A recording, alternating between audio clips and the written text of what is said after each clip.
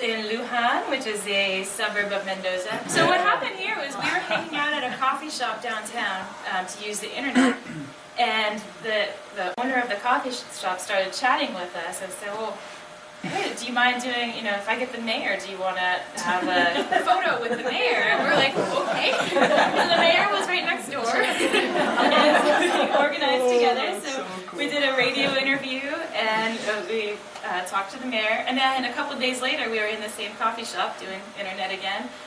And some people from the mayor's office came over and gave us a flag and a bottle of Mendoza wine. Yeah. Very cool. Very And of course we can't carry the bottle with us. It's too heavy. So we can open, like you start enjoying it. That was really fun. This is in Mendoza. This is the Helen Keller School down there, and we're talking to the kids that are there. So this actually really tore at my heartstrings. So there's a few children in this school who have, they're either really small, or they have severe multiple disabilities.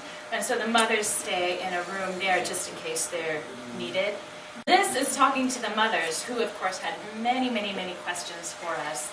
And that was really emotional for me, because I can't imagine being a mother of a child who has disabilities, despite the fact that I am the child with a disability. But that was kind of my point, like trying to talk to them, being like, it's okay, like your kid's gonna be fine, like just let them fall over, they might, bruise themselves, but dust them off, it'll be okay. But it was very cool talking to them.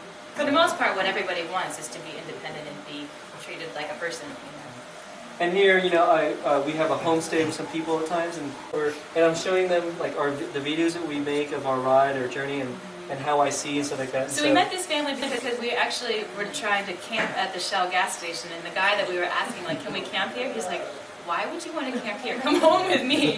And so then he calls his family over, and I think we're eating empanadas or something. So this is at a school in northern Argentina, in Salta, and they're showing us the technology they have available to them, which I mentioned earlier about the library for talking books here. We have so many resources. I'm so grateful. Down there, they really don't have much. So they just got these 3 little netbooks, and they're very proud of them, but they don't have like speech recognition software that would like announce what you're doing. If you can imagine navigating Windows with your eyes closed, it would be very complicated. Right, yeah. So it's interesting. So this is a school for kids there. Christy was telling them that we also have the same visual challenges that you do and stuff. And so it's kind of help these kids understand that. And we're not just some crazy out there famous people, like not at all. Like we're just normal people, just like you guys. For us, these school visits were the first time I'd ever been to a school for visual impairment, and it really moved me to see all these other people who were like me. I was like thinking, for these kids, that might be the same. Like here we are traveling on our bicycle. Maybe one day they can do that too. All right, back on the road again. This is Bolivia. So now we are up and away on the Altiplano. It's 12,000 feet or so. Yeah, so riding is pretty tough there. But, and it's just barren landscape, and, you can camp anywhere you want, but the winds that come through there, if your tent is not strong, you'll get blown off the Altiplano. And so this part here, we're riding down. At this point, we've actually descended a lot. And actually, the video that you saw earlier, you didn't see us pedaling because we're going downhill. We chose to film the downhill part of it. Yeah, the uphill or the flat one, this is too hard because we're breathing too much and we're not smiling. But the downhill part, oh yeah. Shows us confident and really strong. No arguments. All right. This is crazy. You can see this from space. That big white spot is the big salt flats of Bolivia. They're the biggest salt flats in the world. And that's where we filmed this right here. This is so cool. You just look, it's just white and blue. You may see mountains in the distance, but it's flat. It's flat. It would be dangerous to use them as landmarks because it's really cool. So unfortunately, due to all of the various things that have delayed us, we were in Bolivia in July, which is the middle of winter, and it's at 12,000 feet, and salt reflects all of the heat from the earth. It doesn't trap me. It's really cold. Yeah, at night we're camping there nearby and stuff like that, and we had water inside the tent, and that froze. So it was really cold. Okay, so unfortunately, I was really ill that day, so Taro had to visit the school for the blind by himself, which is always a challenge because his Spanish is very It's not confident. very- He's confident with his Spanish.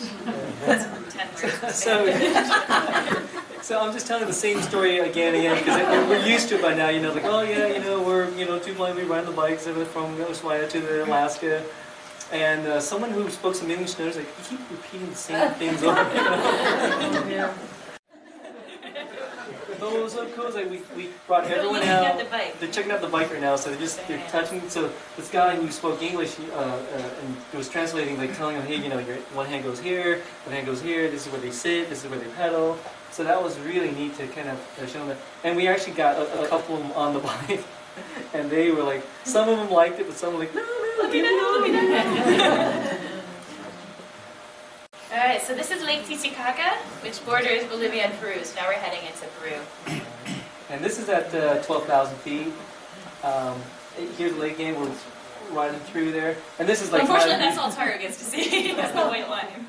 Yeah, because I'm most of the time I'm focused on the white line, and she gets to see the lake. So, but I'm like the white line, the white line, the white line. Don't veer off of it.